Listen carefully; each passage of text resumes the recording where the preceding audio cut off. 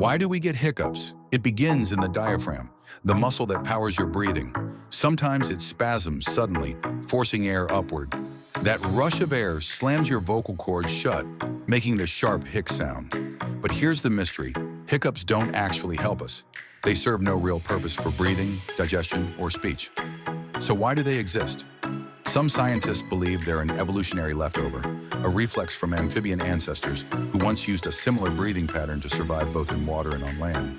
So every hiccup you feel may be a tiny glitch in the human body, a strange echo from a very ancient past.